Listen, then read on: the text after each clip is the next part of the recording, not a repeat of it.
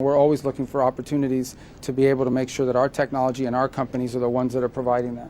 Does anybody over here have questions? Because this side is really lopsided. Go ahead. The U.S. put sanctions on China's Moonshot AI for apparently distilling. I don't have any announcement on that today. Go ahead. If the Saudis agree to the additional protocol, it's sort of the gold standard. And if the administration is trying to stand up to say that non-proliferation is a problem in the Middle East, shouldn't that be the barrier? Any agreement that we would make on civil nuclear energy with Saudi Arabia or any other country is going to have safeguards in place to ensure that those cannot ever be turned into a weapons program. I mean, that's the gold standard. And obviously, we live in a new era. There are competitors that we face, so we'll have to adjust individual deals to that reality. We're not the only show in town, but we're the best show in town. But we want to make sure that it's our companies they're picking. So again, we understand any deal we enter into with any country will have to go through a congressional review process. And so we will ensure that in order to get congressional approval, we're going to need to have those safeguards in place, whether they're structured differently how they are from other deals in the past or not will depend on the individual deal. On Cuba policy, you said in recent... I'm in Asia. You're asking me about Cuba. It's far. But you said yesterday you're the main guy on Cuba policy, so we should ask. No, I said I'm most of all. You guys were asking me a question about people that are involved in Cuba policy, right. So no one's more involved in it than me, so go ahead. This is a good question for you. So you said in recent months that the economic system can't improve unless there's a change in the political system.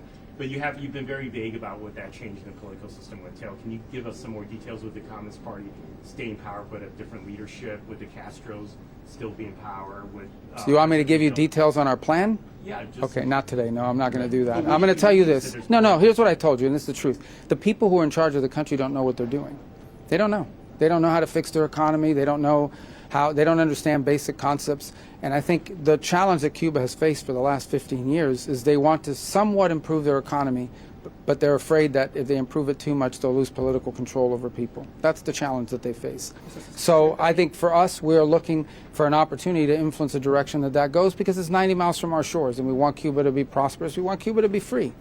But in that sense, on the level of detail you're asking me, suffice it to say that as long as the people that are in charge think the way these people think and act the way these people act, it's going to be difficult for them to make the changes that need to be made in order for Cuba to have a better future. Because they just really, they don't understand it. Some of them are incompetent, and some of them just basically don't understand, and others are just so recalcitrant that they'd rather destroy the country than ever walk away from a failed ideology, although I think the number of people in that category is less than it's ever been.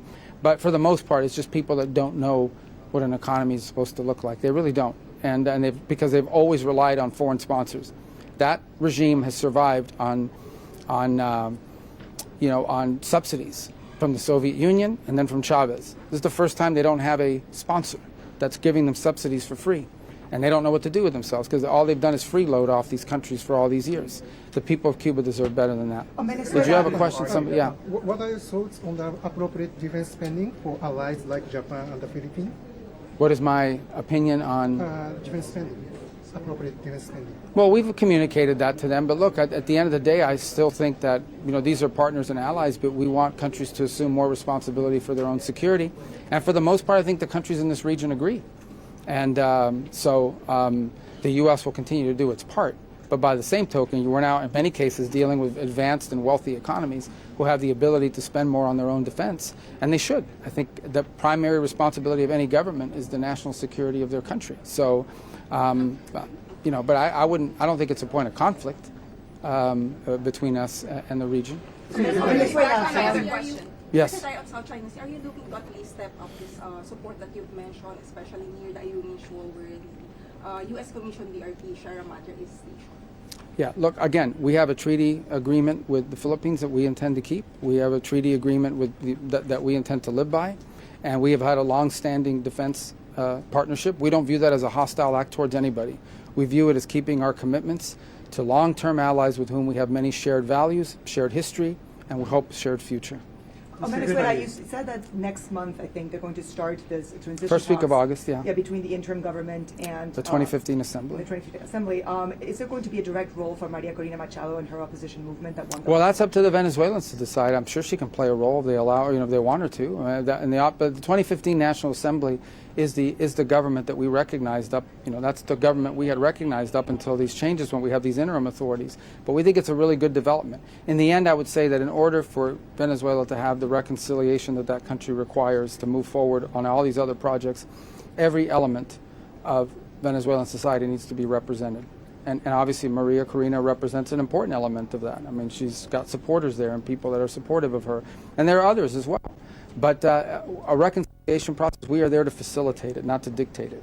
And we will certainly provide guidance and support in the direction that it moves forward.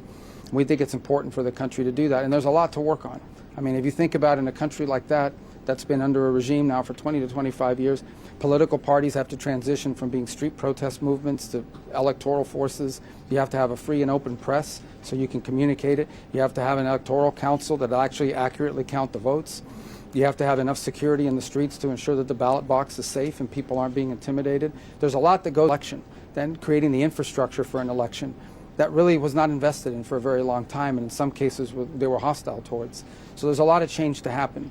But what requires is patience, persistence. We have to stay on top of it because these transitions do take some time. They don't need to take a decade or even 5 or 7 years, but they take more than a few weeks, especially when you're dealing with something that's been in place for 25 years, unfortunately, for the people of Venezuela. There's some prominent Republicans who have said they want you to take over the Iran negotiations. They trust you. They think that you will prioritize Israel's interests, and they're attacking Vice President Vance. Who are these prominent Republicans? Senator Sheehy, the Wall Street Journal opinion page. There's people. Well, that's not Republican. That's a newspaper. Well, You're a troublemaker with these questions. No, right. no. Look, guys, listen. Here's the bottom line. You know who the lead negotiator is?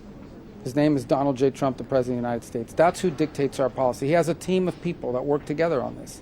We all have a role to play, depending on what the topic is. We have very good negotiators in Steve Witkoff and Jared Kushner. We have the Vice President of the United States, which is the second highest ranking official, which tells you how the importance we've given this file. Obviously, I have a role to play. The Department of War has had a role to play.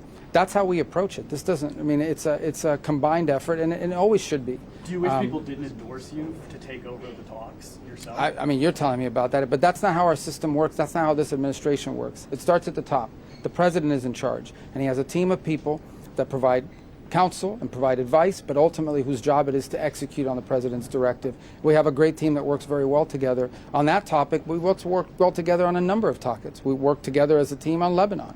We've worked together as a team on Venezuela. We've worked together as a team on the Thailand-Cambodia peace agreement that was put together. We've worked together as a team. We have a really good core team that works on foreign policy and national security. And oftentimes it's a multi-agency effort because there's a role for Treasury to play. Sometimes there's a role for energy to play. That's how these things work. It's not one person. It's all these different elements of our government that have to work in conjunction and in concert to execute on the president's directive and on the direction that he's giving us. Secretary, you've argued that the ICC threatens the sovereignty of the United States and its allies.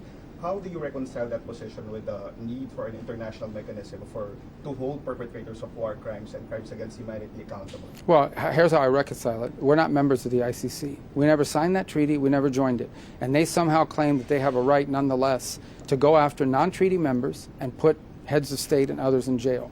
We've long had quarrels with them, and we have lunatics and crazies involved in the ICC that are talking about charging members of the U.S. military, maybe even the president or a future president, with crimes. I mean, it's not going to happen. It's just not going to happen. We are not members of that court. We never signed on to that treaty. They need to understand that. If people want to sign on and be a part of that stupid organization, they can. But we're not going to be a part of it, and they're not going to apply their jurisdiction to Americans. That's just not going to happen. We're not going to tolerate it now or in the future, and we've warned them about it repeatedly. And now they're going to see the consequences of ignoring us. Mr. Secretary, can I come back to Ukraine, please? You want to go back to Ukraine? Oh, as a question, you're saying? As a question, okay. yes. Yeah. And you're meeting with Mr. Lavrov. The Russian Foreign Ministry issued a statement saying that Mr. Lavrov told you or asked you or said to you that the U.S. needs to stop arming Ukraine. What was your reaction? And there's a statement. They said that. Yeah, I know. I mean, I don't know what their statements say. I know what happened in our meeting. At the end of the day, what did you say? Well, first of all, the U.S. position on it is we sell arms. Yeah. We sell arms via Pearl, which is an initiative we have through NATO. And that's what we're involved in. There's been no change to our policy in that regard. We want a peace deal. We want the war to end. Yeah. We're prepared to play whatever positive role we can to end the war. And that, in order to end this war, will require something that both Russia and Ukraine can agree to. That's not going to happen at a press conference. That's not going to happen in one meeting here in the Philippines. That's going to require a lot of work. We've invested in the past in it. It was unsuccessful, or at least unfruitful at the time. If conditions and factors have changed to make that possible, we're ready to go. The president's committed to that, and every single day, if we identify an opportunity to make a difference in that, we will. Because in the end, what the president most cares about is not the stuff people are, well, here's what he most cares about, that people stop dying, that people stop being slaughtered, that Ukraine no longer, you can go on and live in peace, and Ukrainians can move back to their country and rebuild it, that young Russians aren't being killed at the tune of 5,000 a week in the battlefield. He thinks it's a stupid war. He thinks it's a senseless war. And if we can play a role in bringing it to an end, we're going to use the power and influence of the United States to do so. And we're prepared to do that if the opportunity presents itself, and I hope it has, and I hope it does. And that's what we've communicated consistently, to both sides, by the way. On that line, Mr. Secretary, you said that you are open for new ideas. Now that you met with Lavrov, are you and the President prepared to sit down with your counterparts, Ukrainian counterparts, if they visit Washington next week for the funeral? Well, I don't know if they're coming next week or not. I think President Zelensky had expressed an interest in coming. We've met. I mean, we'll meet with them. We've met with them often. We talk to them often. In fact, we saw them 2 weeks ago in Turkey. I would argue we've probably met with the Ukrainians far more times than we've met with the Russian side, and I'm sure we'll meet again in the future, whenever that is. We're always open to meeting with them. A Trump statement about the bridges and the power plants. Just want some clarification. Do you rule out striking civilian infrastructure? I think I saw, guys, I saw Arachi, their foreign